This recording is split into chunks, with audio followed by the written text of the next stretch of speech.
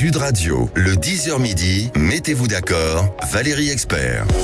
Et nous sommes ensemble pour commenter l'actualité avec vous sur Sud Radio, avec aujourd'hui Sophie de Menton, chef d'entreprise, présidente du mouvement éthique. Bonjour Sophie. Valérie, bonjour Anne Durez, présidente de l'association Femmes de Loi. Bonjour à vous. Bonjour Mathieu Bacchialone, communicant et président de M2B Conseil. Bonjour. Valérie, Et Alex Darmon, journaliste politique. Bonjour à tous. Et je rappelle qu'on peut vous retrouver sur votre chaîne Les Indécis qui se trouve sur YouTube. Alors on va revenir sur tous les sujets qui parlent de cette qui font l'actualité autour de cette élection législative, de ces élections législatives qui auront lieu pas dimanche là, mais le dimanche d'après. C'est vrai que ça arrive très très vite. On va parler de notre rolling, de notre sondage quotidien avec l'IFOP. À qui va profiter cette participation en hausse? Je voyais qu'il y avait 1 million de procurations qui ont été demandées. C'est un chiffre énorme. On va revenir sur la tribune sur l'antisémitisme, sur cette heure à l'école contre le racisme proposée par Emmanuel Macron. Là, c'est totalement hors sol. Bref, beaucoup de sujets avec vous. Alors, j'avais envie de commencer avant de faire le tour de table par un petit zapping de sons qui m'ont un petit peu sidéré. Une interview ce matin de Mathilde Panot chez nos confrères de BFM TV. Donc, le premier son, c'est celui où elle parle de Léon Blum. Je ne sais pas si vous vous souvenez que Jean-Luc Mélenchon avait dit que les Insoumis étaient beaucoup plus capés que Léon Blum, avait beaucoup plus d'expérience. Écoutez Benjamin Duhamel ce matin sur BFM TV face à Mathilde Panot. Jean-Luc Mélenchon qui dans les colonnes de 20 minutes il y a quelques jours disait la chose suivante: quand Léon Blum devient chef du gouvernement en 36, il n'est pas au niveau de Manuel Bompard, ni de Mathilde Panot ou de Clémence Guettet. Vous êtes au-dessus de Blum en 36, Mathilde Panot? Non, il parlait de l'expérience parlementaire que nous avons, que Blum n'avait pas à l'époque. Je le dis juste parce Léon Blum avait été patron du groupe SFIO à l'Assemblée entre 1919 et 1936. Oui, donc pourquoi vous dites que vous avez plus d'expérience parlementaire que Léon Blum? Ah oui, écoutez. Et du fait que pour le Front Populaire... Pardon, mais vous n'avez pas plus d'expérience parlementaire que Léon Blum. Je ne sais pas pourquoi j'ai chopé cette info. Vous connaissez pas l'histoire de Léon Blum? Comment? Vous connaissez pas l'histoire de Léon Blum? Si, je l'ai même écouté à vélo quand je faisais 1000 km tout cet été. Donc si, je vous assure que je la connais bien. Du coup, non. Du coup, non. Voilà, il faut toujours, quand on fait ce genre de comparaison historique et qu'on veut convoquer l'histoire, il vaut mieux être sûr de ce qu'on avance, et il vaut mieux avoir une culture historique assez béton. Et là, on a la preuve que balancer des références historiques sans avoir la maîtrise totale de la chronologie oui, c'est ça. Oui, mais enfin, elle l'a dit hier aux 20h aussi. Elle a répété cette information en disant c'est parce qu'on a plus d'expérience que Léon Blum. Oui, mais Mélenchon l'a dit. Il est supposé être cultivé, il est cultivé. Non, mais alors Mélenchon n'a pas dit que il a dit que vous avez raison qu'ils avaient plus d'expérience parlementaire que Léon Blum, mais elle l'a répété hier sur un plateau de 20h. Oui, non, mais elle l'a répété. Voilà. Mais moi je trouve que ce qui est grave, c'est celui qui l'a dit. Oui, vous avez raison. C'est quand même, et surtout que Mélenchon, franchement, est un homme cultivé. Ouais. Donc je comprends pas, donc il a menti parce qu'il est cultivé. Ce qui est assez drôle, c'est de voir qu'en fait on a donc Sophie a raison, ça vient de Jean-Luc Mélenchon qui est très cultivé, mais qui là s'est trompé pour le coup sur cette référence. Et on a entre guillemets un peu les perroquets de la France insoumise qui eux s'engouffrent dans la brèche sans vérifier, puisque le Raïs a dit que voilà. Oui, et là, exactement. Et là, on a la preuve que ils ont pris un peu la main dans le pot de confiture et qu'elle s'effondre complètement. Elle a pas du tout de. Elle a pas de réponse. Dernière question. Moi, je pense aussi que ça révèle aussi une chose. Il se trouve que c'est la France insoumise, mais on occulte de plus en plus, hélas, dans le débat public, le fond. Alors que l'on convoque l'histoire ou l'économie ou la sociologie ou d'autres domaines, je pense que travailler ces sujets, c'est absolument indispensable. Ça paraît être évident, comme ça, ce qui est rappelé ce matin, mais ça me paraît indispensable alors que le débat public se fait à coups de petites phrases, de communication. Alors, vous avez raison, mais complètement. Mais je vais vous dire, ils sont dans une lessiveuse. J'ai vécu hier, j'étais au MEDEF à l'audition des candidats au MEDEF, on en parlera peut-être. Il y avait toute la presse à l'extérieur, les gens qui vous sautent dessus, qui vous demandent. On a fait un appel pour sauver les chefs d'entreprise, qui vous demandent le contenu, vous l'avez pas sous les yeux. Et je dois dire que quand je vois ce qui se passe actuellement et ce que subissent les hommes politiques face aux médias, Dieu sait si vraiment je les soutiens pas, parce que Mathilde Panot, je ne la défends pas. Mais c'est vrai aussi que on vit dans un monde où le fond n'a plus d'importance, vous venez de le dire, où les gens cherchent une punchline. J'étais interrogée hier et j'avais vu les candidats, on cherchait la punchline. Oui, alors, et puis on vous provoquait pour avoir une punchline. La punchline, pour les auditeurs, je déteste le mot, c'est le bon mot, la phrase forte, le slogan. Après, pour juste rebondir sur ce que dit Sophie, sans pour non plus soutenir la France Insoumise sur le fond, oui, c'est un effet de manche aussi de la part de Benjamin Duhamel. C'est bien amené, hein, mais on sent qu'il a préparé son coup. On voit la façon dont c'est amené. Et dans ces cas-là, on a, alors, vous allez me répondre, oui, le politique doit s'attendre à ça, il doit avoir le répondant, il doit être en mesure de répondre, mais on a aussi une petite spontanéité un peu faible de la part, c'est le jeu, hein, de l'intervieweur qui a apporté ça pour faire le. Alors moi j'ai vu l'interview en intégralité. Franchement, l'interview était très bonne. On va en reparler dans un instant. On marque une pause pour le journal et on se retrouve tout de suite après. Sud Radio. Parlons vrai. Parlons vrai. Sud Radio. Parlons vrai. Sud Radio. Parlons vrai. Sud Radio, le 10h midi, mettez-vous d'accord, Valérie Expert. Et nous sommes ensemble pour ce 10h midi pour commenter l'actualité avec Alex Darmon, journaliste politique. On vous retrouve sur votre chaîne YouTube Les Indécis. Mathieu Bachelon, communicant et président de M2B Conseil. Anne Durez, présidente de l'association Femmes de Loi. Et Sophie de Menton, chef d'entreprise et présidente du mouvement éthique. Donc on va revenir sur la tribune publiée dans Le Monde sur l'antisémitisme. On va revenir également sur ce qui s'est passé à Courbevoie, cette proposition d'Emmanuel Macron qui souhaiterait une heure à l'école contre le racisme. Évidemment, ça va fonctionner. Les législatives avec le Rassemblement national qui arrive en tête et puis une forte hausse de la participation qui est attendue. Tous ces sujets avec vous. Alors on continue, on va commencer le tour de table. Mathieu Bachelon, j'ai un coup de gueule. J'ai un coup de gueule sur l'invisibilisation de l'Euro 2024 en France. La compétition a commencé, comme vous le savez, vendredi dernier. Il y a eu plusieurs matchs qui se sont déroulés. Il y a 3 matchs par jour. Et j'ai eu la chance d'aller en Allemagne et de revenir d'Allemagne où j'ai pu assister à des matchs là-bas. Et là-bas, alors c'est le pays organisateur, il y a une ambiance formidable. Il y a des supporters qui viennent de tous les pays européens. Dans le train, sur les places, on croise des Écossais, des Anglais, des Roumains, des Croates. Il y a une superbe ambiance. C'est vraiment...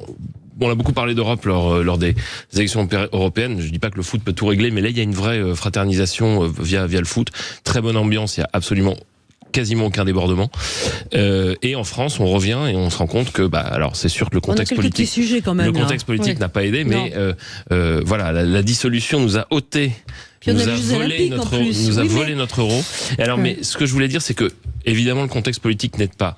Mais il y a un sujet qui n'est pas lié à la dissolution, c'est que dissolution ou pas, la diffusion télévisée des matchs en France est problématique. En Allemagne, en Belgique, en Suisse, au Royaume-Uni, vous voulez regarder tous les matchs, vous pouvez le faire sur les chaînes gratuites. Moi, je trouve qu'il n'y a que du foot à la télé. En France, vous voulez regarder les matchs 1 fois par jour, vous pouvez voir que celui du soir et encore, pas toujours. Non, c'est vrai. Donc, voilà, les gens ne peuvent pas. On en parlait pour tout raconter avec Alex avant de prendre l'antenne. Nous, on se souvient que quand on était gamin, on pouvait voir. C'était des moments où on pouvait voir tous les matchs gratuitement. Excusez-moi, la Roland Garros, c'est lamentable. Il n'y avait rien. On pouvait pas voir Roland Garros. Mais c'est un vrai sujet. Et moi, je me dis, est-ce que vous trouvez normal que France Télévisions ne diffuse pas une seule seconde, n'a pas une seule seconde de droit des images de l'Euro 2024? Parce qu'il faut payer. Et de Roland Garros. Et de Roland Garros. Il y a un moment, moi, je veux bien que ce soit uniquement les chaînes gratuites, les chaînes payantes, qui aient les droits. Et je comprends. Hein, pour le coup, je leur reproche pas ça. Il y a un produit, ils mettent le prix, ça coûte cher. Voilà. Mais c'est un coup de gueule pour dire les Français auraient besoin un peu quand même de pouvoir communier dans des moments où on a suffisamment peu et pouvoir communier avec leurs frères européens sur ces sujets-là, sur le foot. Et c'est dommage que cet euro soit pour l'instant confisqué. Alors si la France fait un bon parcours, évidemment les Français vont se mettre à s'enthousiasmer puisqu'on a un pays qui commence à s'enthousiasmer uniquement à partir des quarts de finale. Mais ce que je souhaite d'ailleurs, je souhaite un parcours à l'équipe de France, mais voilà, c'était mon coup de gueule sur cet euro qui nous est confisqué. Mais il y en a tous les jours, Sophie. Il y en a tous les jours. Il y en a tous les jours. Anne, coup de cœur. Coup de cœur, en effet, aujourd'hui. Et c'est un coup de cœur qui est extrêmement bien représenté par vos jeunes lycéennes et lycéens de seconde qui sont peut-être pas sur le plateau, mais tout à côté de nous. Donc mon coup de cœur, c'est la découverte pendant une quinzaine de jours par des jeunes de seconde, lycéennes et lycéens, du monde du travail. Alors dans les entreprises, dans les chaînes de radio, de télé, etc., dans les associations, dans l'administration. Alors, je trouve que c'est très important, à chaque fois qu'il y a une opportunité de créer des ponts entre la théorie, ce qu'on apprend à l'école, et le monde professionnel, c'est extrêmement positif. Alors, c'est positif à plusieurs conditions. C'est pas un coup de gueule, un coup de cœur, mais je dirais à plusieurs conditions. Un, c'est que cette démarche reflète également la mixité sociale. C'est-à-dire qu'on a toutes et tous connus, quand on est issu de milieux familiaux dans lesquels il y a une relation qui vous permet d'accéder à, voilà, les portes s'ouvrent, d'accéder à certains contacts, tant mieux. Mais donc il faut que la mixité sociale joue et que les jeunes filles et jeunes hommes issus de quartiers ou de familles moins privilégiées, qui ont moins de contacts, soient aussi concernés et que ça fonctionne. Ça, c'est la première condition. Non, il faut qu'ils trouvent. Ben, c'est ça. Ouais. Et ben voilà, vous avez raison, mais il faut que ça fonctionne. Mais ça fonctionne comment? Moi, je veux bien reprendre, mais comment? Je crois qu'une plateforme a été mise en place et qui permet comme ça de candidater. Donc, il ne faut pas que le bouche à oreille, ou en tout cas les recommandations familiales, amicales, soient les seules à fonctionner. Ça, c'est la première condition. Deuxième condition, à mon avis, pour que cette expérience, et je ne doute pas qu'elle sera positive, perdure, il faut faire un bilan de ce qui a marché, de ce qui a moins marché. Et puis, alors, un petit coup de gueule aussi peut-être, je ne suis pas scientifique, mais je pense que si cette démarche permet aussi aux jeunes filles de côtoyer des hommes et des femmes, des actifs et actives, qui travaillent dans les matières scientifiques, on parle souvent des STEM, l'acronyme sciences, techniques, ingénierie ou STEAM et mathématiques, c'est absolument indispensable. Il y a encore trop de jeunes filles qui délaissent les matières scientifiques et on en aura besoin dans le futur. Les enjeux du numérique, le codage, la configuration des algorithmes, c'est pas juste parce qu'il faut des femmes, c'est parce que ce sont des enjeux majeurs pour le développement de l'intelligence artificielle notamment. Il y a trop d'algorithmes qui sont conçus, fabriqués par les hommes, pour les femmes et les hommes. Ça, c'est un enjeu majeur à notre époque. Alors, donc voilà. Sophie, rapidement, un coup de cœur. Oui, j'ai deux coups de cœur. Il y en a un tout petit que je vais dire, mais je sais que vous allez m'attraper parce que c'est une pièce de théâtre et vous allez me dire oui, mais c'est une pièce de théâtre parisienne. Je vais quand même le dire parce que c'est Anouilh et que vous pouvez lire le texte. De toute façon, il faut aller voir au théâtre Montparnasse La culotte de Jean Anouilh. C'est un chef-d'œuvre. Ça a été écrit il y a 45 ans et on a l'impression que c'est une pièce qui décrit le wokisme actuel. C'est extraordinaire et les jeunes qui sont là justement. Il faut absolument qu'ils aillent voir ça. C'est très contemporain, très actuel. Moi, j'ai lu Le Contrat il n'y a pas très longtemps. C'est drôlissime. Alors, Sophie, votre téléphone sonne. Et votre deuxième coup de cœur, c'est un médicament. Alors voilà, c'est un laboratoire qui s'appelle Gilead, qui est un laboratoire hélas américain, parce que j'aimerais beaucoup que nos laboratoires trouvent un peu plus. Et je pense qu'on n'a pas été formidable dans ce secteur-là. Il faut les encourager. On essaie au contraire sans arrêt de nos chercheurs partent à l'étranger parce qu'ils sont pas payés. Et là, on a trouvé un médicament 100% efficace qui protège de l'infection du sida. Et je crois qu'il y a des moments dans la vie où on néglige, et les sciences sont d'ailleurs en ce moment un peu mené, que tout le monde croit ce qui se passe sur Internet. Il y a les anti-vax, etc. Et là, vraiment, coup de cœur, ça prévient à 100% le risque d'avoir le sida, alors qu'on en mourrait vraiment. C'est un traitement donc du laboratoire américain. Ils ont fait des tests qui sont absolument imparables. C'est plutôt une bonne, d'autres résultats attendus encore en 2024-2025. Donc extraordinaire. Voilà, c'est bien de faire des pas de côté. Christine Bouillon me souligne qu'à Toulouse ce soir il y a la demi-finale du rugby, Toulouse-La Rochelle. Toulouse à 20h15. Et la fête de la musique. Donc ça va promettre, ça promet à. Et France-Pays-Bas. Mais vous pouvez regarder tous les matchs. Toulouse-La Rochelle, France-Pays-Bas, parce qu'ils ont avancé le match spécialement, et allez Toulouse. Voilà. Et les JO, c'est gratuit. Les JO, ça va être sur France Télévisions, sur toutes les chaînes de France Télévisions. Encore on va en reparler la semaine. Oui, mais c'est pas aujourd'hui, vous savez. Oui, non, bien sûr. sûr. Donc voilà. Et Alex, vous vouliez revenir sur cette tribune du Monde par Ari Halimi et Edwy Plenel. Je voulais juste peut-être vous faire réécouter avant ce que disait ce matin Mathilde Panot, comme toujours interrogée sur BFM par Benjamin Duhamel à propos de certains candidats qui seraient antisémites, pour le moins antisionistes. Je voudrais qu'on parle d'Ali Diouara, qui le 12 mai qualifiait Raphaël Glucksmann de candidat sioniste. Ça vous pose pas de problème, ça ? Écoutez, c'était pendant la campagne des européennes. Où d'accord. Et qu'est-ce que ça change ? Eh bien, ça change que depuis, nous avons fait un accord. Et je crois que beaucoup sont dérangés par le fait que nous ayons réussi à nous unir et qu'il ne reste pas une seule alternative qui est soit le Rassemblement national, soit continuer avec le monde des malheurs d'Emmanuel Macron. Arrêtez de prendre nos candidats les uns après les autres et de les salir. Voilà, bon, ça dure comme ça pendant 2 minutes. Je vous encourage à aller l'écouter parce que c'est un peu comme pour Léon Blum. Elle a un petit peu de mal à s'en sortir et à rebondir, à expliquer qu'effectivement, oui, ils étaient antisémites éventuellement pendant la campagne, mais que c'était les européennes, mais que maintenant c'est autre chose. Et la tribune du Monde, peut-être vous pouvez la resituer, Alex Zarmon. Moi, c'est vraiment mon coup de gueule ce matin, cette tribune qui a été publiée hier dans Le Monde par Ari Halimi, qui est avocat, membre de la Ligue des droits de l'homme, et par Vincent Lemire, qui est historien, qui a fait un très bon ouvrage sur l'histoire de Jérusalem. Et dans cette tribune, on nous explique, il nous explique en tout cas tous les deux qu'il y aurait donc en 2024 en France 2 formes d'antisémitisme. Un antisémitisme contextuel, populiste, électoraliste. Bon, un antisémitisme en quelque sorte ennuyeux, mais bon, ça passe. Et puis il y aura un antisémitisme fondateur et historique, celui du Rassemblement national. Et celui-là, il faut le combattre. Je suis triste ce matin parce que en fait, ce qui revient dans ces deux formulations, ce sont 2 fois l'antisémitisme. Et donc il y a de l'antisémitisme dans notre pays. C'est les élections sans doute les plus importantes de la Ve République. Et le thème de campagne, ce sont les Juifs. C'est l'antisémitisme contextuel, l'antisémitisme fondateur, ce que vous voulez, l'antisémitisme. 400 000 Juifs en France, 0,6% de la population. Le problème aujourd'hui, ce sont les Juifs. Alors, et juste, laissez-moi terminer. Je vous dis, Sophie, juste laissez-moi terminer parce que ce matin, vous avez à Courbevoie une communauté juive qui va se réunir encore toute seule parce qu'il y a le week-end dernier une jeune fille qui s'est fait violer. Seul, tout le monde y va. Bah, c'est vous qui le dites. Moi, j'y étais mercredi soir à Hôtel de Ville. Je peux dire que tout le monde n'y va pas. Je peux vous le dire. En tout cas, beaucoup de gens y vont. Je sais pas si vous y étiez vous mercredi soir. En tout cas, moi, j'y étais. Et je peux vous dire que les Juifs se sentent très seuls aujourd'hui en France. Ils vont se réunir dans le calme, comme d'habitude, avec des drapeaux français, comme d'habitude, parce qu'ils aiment leur pays.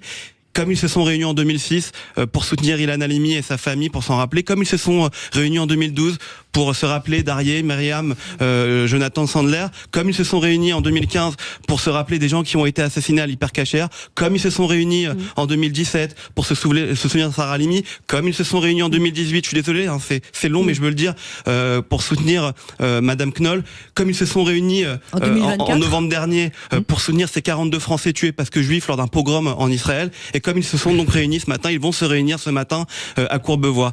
Et je vous dis tout ça pourquoi ? Parce que l'antisémitisme, il est là, qu'il soit résiduel, qu'il soit fondateur, qu'il soit contextuel, il est là. Il est là, il faut arrêter de l'expliquer de n'importe quelle façon. Et je vais vous dire autre chose pour terminer. Pour la première fois aujourd'hui en France, les Juifs, lors de ces élections, et je le dis avec beaucoup d'amour pour mon pays, avec beaucoup d'amour pour la France, les Juifs, pour la première fois, lors de ces élections, vont voter pour se protéger. Et ils vont pas voter pour un projet de... Non mais si, vraiment, je vous promets, Sophie, je vous promets. Je vais vous répondre. Je vais vous écouter avec grand plaisir. Ils vont voter pour se protéger et pas pour un projet de société. Et ça, il faut le comprendre aujourd'hui. Voilà. Ouais, alors, je voudrais dire que je hais l'antisémitisme et j'ai même de temps en temps l'impression que, à force d'en rajouter sur l'antisémitisme, on en crée. Je suis désolée, mais c'est insupportable et j'avais presque envie qu'il y ait pas de manif contre l'antisémitisme parce que c'était lui donner une réalité. Donc, malgré tout, il en faut évidemment. Je considère quand même aujourd'hui, et c'est navrant, que cet antisémitisme, il a pas tout à fait tort, Bernard-Henri Lévy.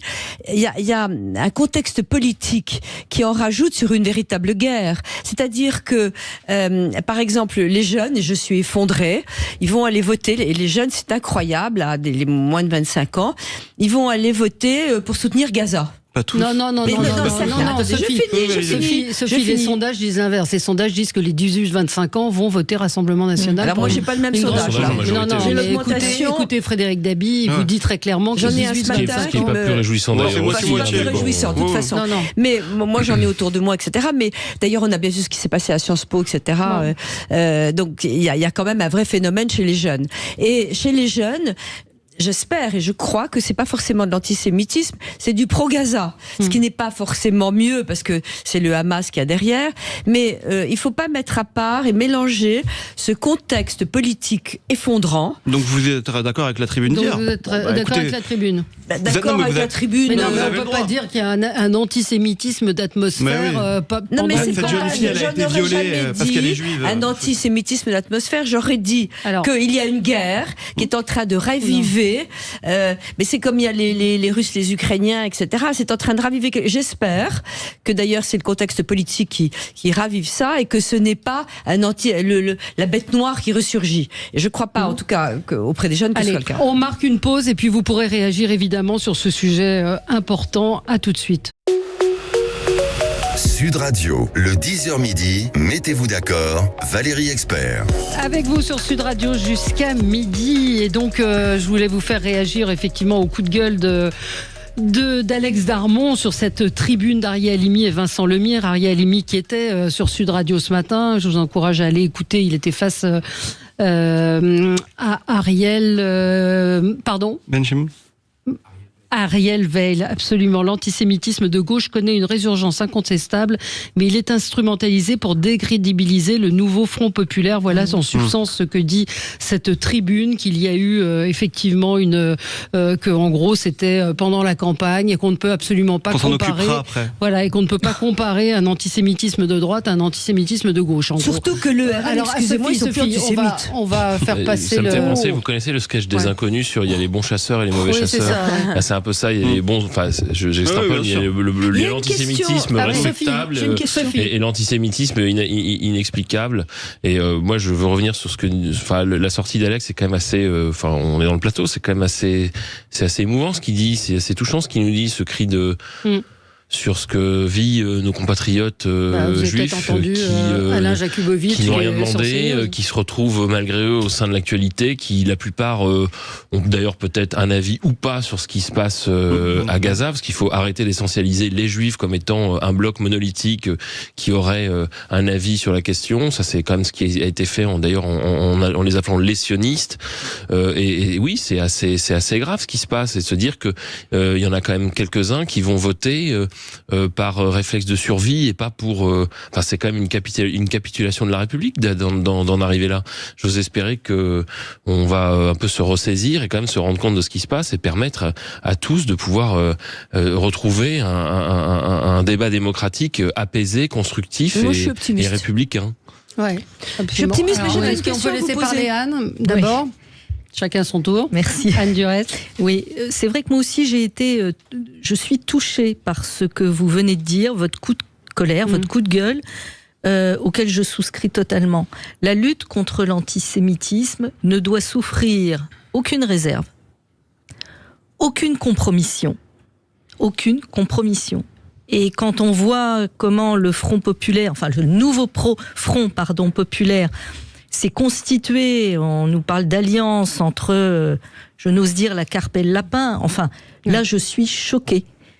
Et nous allons voter, pour ceux qui ont le droit de vote, dans quelques jours. Ça doit être un vote en conscience. En conscience au plus profond de chacune et chacun d'entre nous. Est-ce que nous cautionnons, quelles que soient les alliances, les discours, les paroles, les actes, indépendamment des circonstances, portés par tel ou tel des candidats ou des candidates. Bien sûr. De mon point de vue, c'est la seule question qu'il faille se poser au moment de mettre notre bulletin dans l'urne.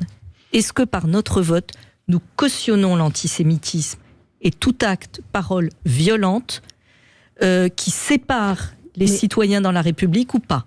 Mais hier, Alexis Poulain, qui sera tout à l'heure à midi, nous disait LFI n'est pas un parti antisémite. Et l'argument de membres de LFI disent on n'a pas été condamné, on n'a pas été condamné, donc on n'est pas antisémite. Éric Zemmour, il a été condamné une seule fois. Et pourtant, on entend qu'il est raciste, ce qui est chacun jugera. C'est étrange parce que regardez Glucksmann qui s'est fait insulter parce qu'il était juif, qui est très content et qui signe avec les autres. C'est assez étonnant. Et moi, j'ai une question à poser parce qu'on me l'a posé, des amis juifs qui me le posent. On a côtoyé tout le monde avec éthique et dont le RN et qui pour moi était le symbole de l'antisémitisme il y a 20 ans de Jean-Marie Le Pen. Alors, les gens que j'ai vus, il n'y a pas une once de trace d'antisémitisme chez eux. Toutefois, on me dit que dans l'entourage, il y a encore des mouvements antisémites. Mais est-ce qu'il y en a vraiment plus qu'ailleurs ou pas ? Ah bah oui, quand vous voyez les noms qui entourent Axel Lousteau, Monsieur Chatillon, Monsieur Vardon, ça fait de l'antisémitisme crasseux aussi au Rassemblement national. Enfin, faut être très très clair aussi. Vous avez encore un candidat il y a quelques jours.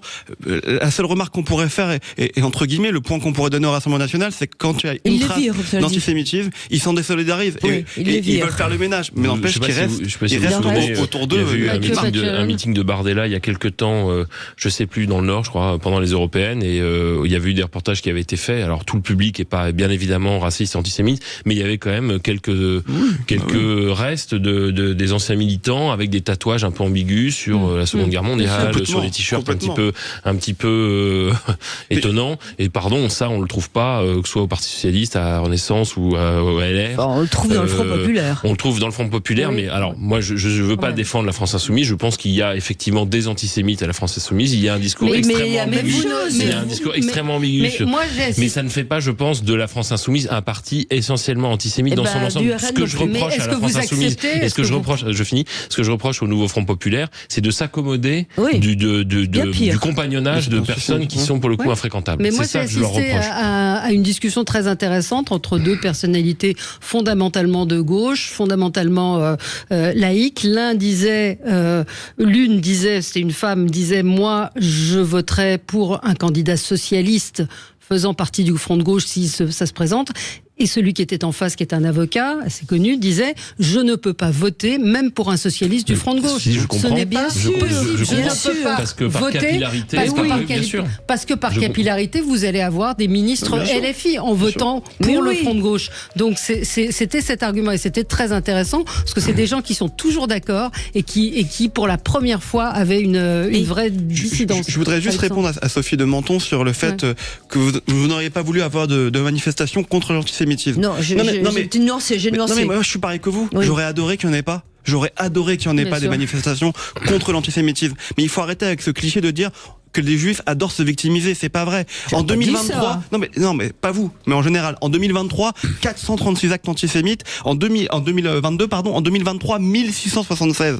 S'il y a des manifestations, si les juifs français descendent dans la rue, c'est qu'ils ont peur et c'est qu'ils sont obligés de se manifester. Voilà.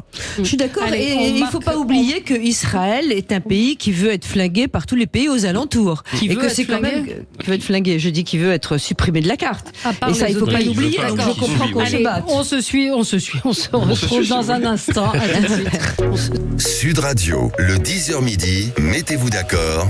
Valérie Expert. Et on est ensemble avec vous pour commenter l'actualité. On parlait de l'antisémitisme, du racisme. Emmanuel Macron souhaite que dans chaque école, dans chaque lycée, on puisse, au collège, plus précisément, organiser un temps d'échange, déjà le mot de temps d'échange sur le racisme et l'antisémitisme. Donc Nicole Belloubet a détaillé ce temps d'échange qui doit avoir lieu d'ici la fin de l'année. Bon, la fin des cours, c'est la semaine prochaine. Il reste 2 semaines. Ce sera alors l'occasion, alors allez-y, c'est à l'après-vert, la question des violences sexuelles et sexistes, le racisme, l'antisémitisme. On sent là pour le coup une véritable déconnexion et une réaction à chaud après ce drame absolu de Courbevoie où 3 ados ont violé une jeune fille, une enfant de 12 ans. Donc ce temps d'échange paraît totalement absurde et dérisoire. Je ne peux pas entendre qu'on me dise oui mais c'est mieux que rien. C'est un pansement sur une jambe de bois dans une situation. Lisez le livre du gynécologue Israël Nissan qui va dans les écoles. Ce qu'il raconte est absolument terrifiant sur des gamins de 5e qui posent des questions mais hallucinantes du genre mais est-ce que si elle veut pas, je peux demander à un copain de la tenir, ma copine. Non, mais c'est pas drôle, Sophie. C'est absolument dramatique. Pardon d'être cru, mais comment on fait pour pas se tromper de trou? Enfin, des choses. Une méconnaissance et puis une violence latente. Donc l'heure d'échange avec l'enseignante qui est pas formée à ça. Moi je convoquerai les parents, je ferai des heures d'échange avec les parents. Voilà. C'est inadmissible de mettre un mec qui va parler à une classe de ça. On convoque les parents en disant voilà ce qui se passe dans l'école et vous êtes priés de venir et de comprendre ce qu'on doit dire aux enfants. Non mais c'est extraordinaire, on a délégué l'éducation. Enfin, c'est invraisemblable. Alors Mathieu Bachalon, est-ce que c'est une bonne chose ou pas? Non, ça me fait penser un peu, vous savez, après les attentats du 13 novembre, on avait mis des bougies et des peluches partout. Et on avait mis des peluches et des pancartes en disant vous n'aurez pas notre haine, machin. C'est un peu pareil. Alors déjà, moi je pense, je suis assez... j'ai pas d'enfant assez grand pour savoir ce qui se fait au collège et au lycée. J'imaginais que ces sujets étaient déjà traités. Mais je ne veux pas qu'ils soient traités. Bien sûr qu'il faut qu'ils soient traités. La question du racisme, la question des discriminations, la question de la citoyenneté. Je trouve que c'est fondamental que ce soit traité quand même. Il faut voir comment c'est traité, mais ça me choque pas. Je trouve ça même fondamental. Et c'est le rôle de l'école de la République d'accompagner aussi, d'en faire des citoyens. Faut voir les profs. D'en faire des citoyens, c'est un autre sujet, mais d'en faire des citoyens, et ça passe effectivement par n'éluder aucun sujet, de parler d'éluder. Mais c'est-à-dire, il faut pas le faire de manière bisounours en disant le racisme c'est mal et vive la paix dans le monde. Non, mais on arrive sur un terreau. Là, je parlais des violences sexuelles, mais on arrive sur un terreau où vous avez Plantu qui était ce matin, je crois, dans le Grand Matin Sud Radio, qui va dans les écoles et qui est pour parler des dessins de presse et qui est confronté à des gamins qui lui disent ce qui est arrivé à Charlie Hebdo, c'est bien fait pour eux, ils ont blasphémé. Mais regardez, donc on part de loin. Mais parce qu'on part de loin, parce qu'il y a eu pendant trop longtemps, et je pense que ça peut continuer aussi, on en a déjà parlé à cette antenne, un laisser-aller et une mise sous le tapis des problèmes. C'est extraordinaire qu'on ne parle pas des parents quand même. Qu'est-ce qu'ils font le soir au dîner? Sophie, vous êtes dans un autre monde. Alors, je suis dans un autre monde, mais enfin, il y a des parents. Vous n'allez pas dire que les Français sont tous des nuls et incapables d'éduquer leurs enfants. Sophie, je vous parle de, entre guillemets, votre monde, d'une de mes amies qui avait ses enfants à Saint-Dominique à Neuilly, qui est certainement l'une des écoles les plus chics. Elle a découvert des choses absolument abominables. Oui, mais elle élevait très bien ses enfants. Il y avait un dîner le soir. On s'en mêle. Les parents s'en mêlent. Ils vont à l'école et ils s'en mêlent. Mais vous avez une société qui est beaucoup plus forte depuis des années que les parents, que l'autorité des parents. Donc, il y a un moment, il faut bien trouver un juste milieu. Alors, Anne, si on peut parler de ça de manière un petit peu apaisée, pour écarter la violence ambiante. Mais je comprends que le sujet passionne parce que c'est un sujet majeur. Alors, j'ai plusieurs remarques. La première, c'est que je me méfie des effets d'annonce dans un contexte extrêmement sensible et empli d'émotions à juste titre. Comment même pouvons-nous imaginer que des mineurs de 12 et 13 ans aient violé, violenté, menacé de mort, torturé une jeune fille de 12 ans? Moi, j'ai même conceptuellement du mal à l'imaginer. Ensuite, là où je peux comprendre, je ne suis pas le porte-parole de Renaissance et encore moins du président de la République, mais je peux comprendre, me semble-t-il, la nécessité qui s'exprime de se parler. J'entends souvent Brigitte Macron, qui est enseignante aussi, dire « il faut se parler ». Mais on ne se parle pas de tout, n'importe comment et n'importe quand.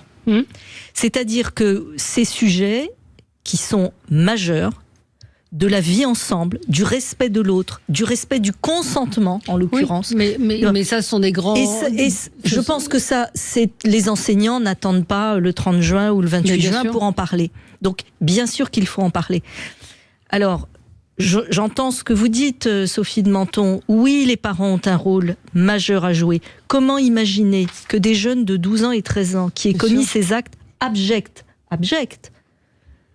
n'aient pas entendu parler dans leur entourage, ou n'aient pas lu ou entendu sur des réseaux sociaux des choses abjectes. À 13 ans, je ne dis pas qu'on est bête, mais on se fait quand même... On revient aux réseaux sociaux, vous avez raison. On répète la violence, on répète ce qu'on entend chez soi. Donc tout acte antisémite, alors je condense mon propos. Là on est dans l'antisémite. Tout acte antisémite, raciste, je ne veux pas tout mélanger, mais... Sexe. Toute absence de consentement, enfin toute violation d'un consentement, tout doit être réprimé rapidement. Alors, je ramasse un peu mon propos parce qu'on n'a pas... Donc, Oui, par qui et comment? Quel débat est relancé en ce moment à l'occasion, j'allais dire, de ce drame, de cette tragédie? La responsabilité des mineurs. Faut-il modifier l'excuse de minorité? J'élargis un peu notre débat actuel. On en parle. Oui, un mineur aujourd'hui de 13 ans n'est pas un mineur d'il y a 10 ans ou 20 ans. Donc, il faut remettre sur la table aussi les débats qui sont remis sur la table par les politiques actuellement sur faut-il réformer l'excuse de minorité. L'ordonnance de 45. L'ordonnance de 45, vous avez raison, qui a introduit cette excuse de minorité qui dit, pour faire court, en dessous de 13 ans... On peut être jugé pareil. Voilà, on ne peut pas être jugé de la même manière qu'au-delà de 13 ans, on peut aller en prison, mais ça doit rester exceptionnel. Donc... Voilà. Oui, mais les grands principes que vous énoncez, ils sont d'une logique implacable. Sauf qu'on c'est comme si c'est le colibri, pour reprendre une expression de Plantu, qui met une goutte d'eau sur le feu. Vous avez raison. C'est-à-dire qu'on est dans un incendie général auprès de cette jeunesse et que on ne sait pas. Quand je dis 1 heure de cours pour leur expliquer ce que c'est que le racisme et l'antisémitisme. Oui, mais envoyer Plantu, et je m'arrête. Envoyer Plantu dans des écoles, non, c'est déjà tellement compliqué. Regardez, la liberté. Moi, j'enverrai pas. Moi, je suis allée avec lui. Je suis allée une fois avec lui dans une école. Je peux vous dire qu'à la fin de sa présentation, il leur a fait comprendre un certain nombre de choses et qu'ils ont compris justement ce que c'était que le dessin de presse, ce que c'était que l'humour, ce que c'était que la dérision, le second degré, et que c'était assez étonnant de voir. Donc c'était un exemple. C'est parce que je ne l'ai pas entendu. C'est un exemple que je donne. La liberté d'expression, elle est fondamentale. Il est unique, Plantu. Donc il fait son petit chemin, etc. Ce que je veux dire, c'est que qu'est-ce que vous allez avoir un prof qui va dire le racisme c'est mal et l'antisémitisme c'est puni par la loi? Moi je pense sincèrement en fait qu'ils savent pas quoi faire. Non. Faut faire quand même le constat. Aujourd'hui, on parlait des chiffres de l'antisémitisme tout à l'heure, ils sont très élevés, mais il n'y a pas que ça. Il y a effectivement la liberté de la presse qui est complètement bafouée quand vous en parlez avec les élèves. Il faudrait tout reprendre dès le début. Et je pense sincèrement que là, c'est en urgence pendant une campagne électorale législative où on nous dit il faut qu'on fasse un temps d'échange parce que une jeune fille a subi un acte horrible parce qu'elle était juive. Mais la vérité, c'est que 1 heure ne suffira pas, 1 année ne suffira pas, et qu'il faut tout reprendre depuis le départ dans l'éducation de nos enfants. Oui, les parents, ils ont une responsabilité. Sans doute, et certainement même. Ils ont une responsabilité parce qu'ils récupèrent leurs enfants le soir et qu'ils les amènent le matin à l'école. Mais on peut pas en remettre tout aux parents parce que tout le monde n'a pas la chance. Mais ensemble, parce que tout le monde n'a pas la chance d'avoir des parents qui soient attentionnés. Mais même en étant attentionnés, ce que j'explique de cette école à Neuilly. Mais ceux qui sont pas attentionnés encore plus. Et c'était il y a 20 ans. Et donc on peut pas. Il faut que la République, il faut que notre pays comprenne qu'il y a un vrai enjeu aujourd'hui à élever nos enfants et à les remettre sur le droit chemin. Et je crois qu'effectivement, 1 heure, c'est dérisoire, c'est caricatural même. Il aurait mieux valu ne rien annoncer. C'est contre-productif à mon avis. C'est surtout qu'en plus le timing Mathieu Bachelot. Oui, il fallait dire quelque chose, quoi. En plus, on sent la récupération, par récupération politique, mais à la limite, ça salit l'objectif qui est noble. Ouais. On va marquer une pause, on se retrouve dans un instant, on va parler de notre sondage quotidien, le rolling IFOP fiducial pour Sud Radio, et on va vous détailler ces chiffres qui sont arrivés hier soir. Voilà, à tout de suite. Sud Radio, le 10h midi, mettez-vous d'accord, Valérie Expert. Et nous allons parler donc de ce premier sondage, ce premier rolling IFOP fiducial pour Sud Radio qui donne le Rassemblement national en tête avec 34% d'intention de vote, le nouveau Front populaire à 29% et le candidat de la majorité présidentielle à 22%. Les Républicains sont très loin derrière à 6% et Reconquête 2%. Donc en gros les 3 blocs sont Rassemblement national, Front populaire et majorité présidentielle, avec une spécificité. J'ai posé la question à Frédéric Dabi, puisqu'on a du mal à imaginer comment on peut faire un sondage quand il y a 500 et quelques, 577 élections, et en fait c'est un panel représentatif et qui est ciblé sur des circonscriptions. Donc c'est beaucoup plus précis à la limite que quand on interroge de façon vague. Donc il voit l'évolution, et ce qu'il disait c'est qu'il a aussi une tendance à la hausse sur le camp présidentiel actuel, parce que les gens ont la trouille. Oui, et puis vous allez voir, la campagne commence à peine, vous allez avoir des débats et des interviews. Moi je pense qu'effectivement la majorité présidentielle va remonter, le choc une fois passé. Les électeurs, les Français en veulent beaucoup à Emmanuel Macron, président de la République, d'avoir dissous. En tout cas, ses électeurs et sa fanbase, comme on dit, lui en veut beaucoup. Mais plus le vote va se rapprocher, plus je pense qu'il va y avoir pas un rééquilibrage, parce qu'à mon avis, la majorité présidentielle terminera quand même 3e. Dans 8 jours, hein. À mon avis, oui, mais c'est long 8 jours. Quand vous êtes en campagne, c'est long quand il se passe quelque chose tous les jours.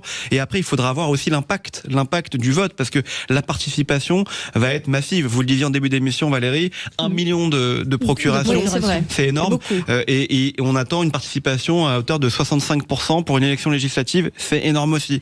Donc bon, il faudra voir le 30 juin prochain. Et moi, ce que j'attends, c'est que cette majorité présidentielle dise OK, on s'est un peu planté là, on va faire autre chose. Où est le programme ? Ils sont tous en train de défendre leurs actions. Je peux comprendre, mais ils ne font que ça. J'ai vu encore hier Bruno Le Maire, le malheureux, qui donne tout ce qu'il peut, mais il nous fait un programme magnifique. Le malheureux, il est un peu responsable de la situation économique il essaie de se battre. De la France, pardon. Et il a donné un programme qui était celui de la prochaine présidentielle.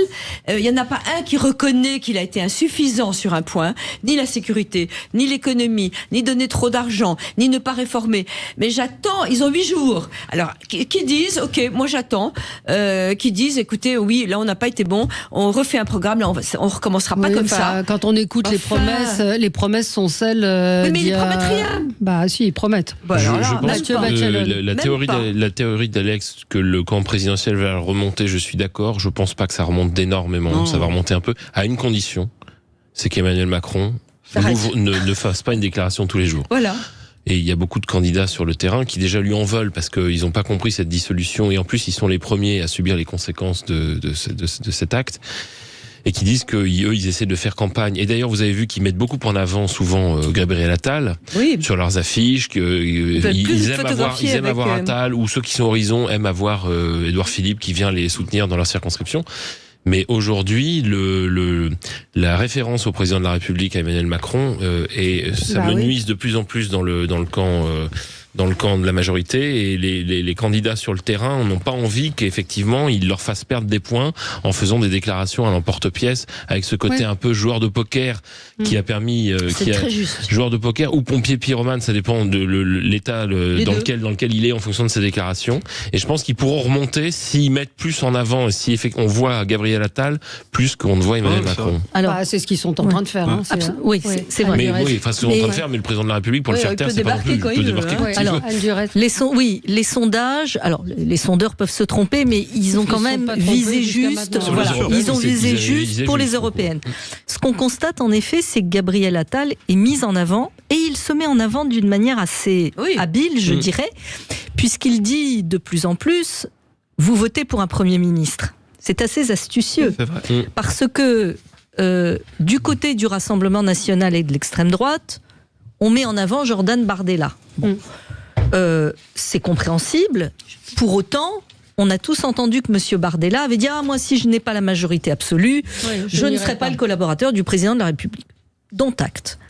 À gauche, on ne sait pas qui serait Premier ministre si le nouveau Front populaire l'emportait, était majoritaire, alors à mon avis sans majorité absolue, mais tout reste possible parce qu'on a tellement de surprises dans ces élections. Bref, tout ça pour dire que nous, comme électrices et électeurs, nous projeter dans ce que serait un gouvernement avec un Premier ministre ou une femme Première ministre, eh bien c'est assez difficile concernant le bloc de gauche, le nouveau Front populaire. Ouais. Et ce bloc est tellement tiraillé en essayant de faire le grand écart entre des extrêmes qui ne s'entendent pas, c'est quand même la réalité, met à mal cette stratégie d'alliance qui est fondée sur le tout sauf le Rassemblement national et l'extrême droite. Donc je pense que les électeurs vont quand même, encore une fois, comme je le disais tout à l'heure, dans le secret de l'isoloir, se poser la question, peut-être, d'un renversement de leur vote tel qu'ils le pressentent ou qu'ils aimeraient qu'il soit aujourd'hui, pour se dire, eh bien ok, moi je vote pour telle ou telle liste, tel ou tel candidate, mais finalement je vote pour une assemblée et pour un futur gouvernement, pour un programme. Et donc alors, je pense en synthèse que tout n'est pas joué, même s'il y a des sondages qui ne se sont pas trompés aux européennes, même s'il y a évidemment de grandes tendances, on le voit, le programme du Rassemblement national commence à être fortement atténué. Il y aura des priorités, on va faire un audit des finances de l'État. C'est accessible. L'audit des finances de l'État, est-ce qu'il y en a besoin? Il y a il y a beaucoup de rapports, beaucoup de choses qui ont été faites. Donc je pense qu'il y a un recul, notamment du Rassemblement national. Au second tour, je vais vous dire. Voilà. Si la majorité est au second tour, les gens voteront pour la majorité. Mais si la majorité n'est pas au second tour, il y a des triangulaires partout. Il y a des endroits, beaucoup d'endroits où il y aura des triangulaires où la majorité disparaît aussi. Il y aura des endroits où il y aura des duels. Donc je pense que on aura une première indication à l'issue du premier tour, mais il y a encore beaucoup de configurations qui resteront ouvertes, moi je pense, donc, pour le second tour. Sondage, encore une fois, photographie à l'instant T. La question a été posée par l'IFOP. Vous, personnellement, estimez-vous que chacune de ces personnalités ferait un bon ou un Premier ministre? Gabriel Attal arrive à 45%. Ouais, c'est bien. 45%. Jordan Bardella également à 45%. Ouais. Marine Le Pen, 40%. Raphaël Glucksmann, 33%. Gérald Darmanin, 31%. Enfin bon, bref. Il n'y a pas François Hollande. Et il paraît qu'il en rêve de revenir. Si, à François Hollande, dites donc, il est à 27, derrière Xavier Bertrand et devant Laurent Wauquiez.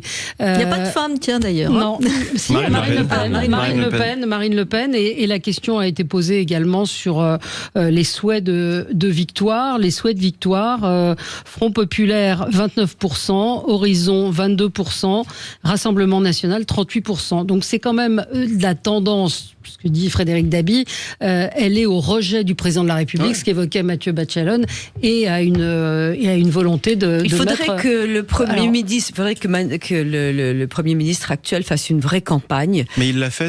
Il est en train de la faire hier. Non, mais hier, vous parliez de programme.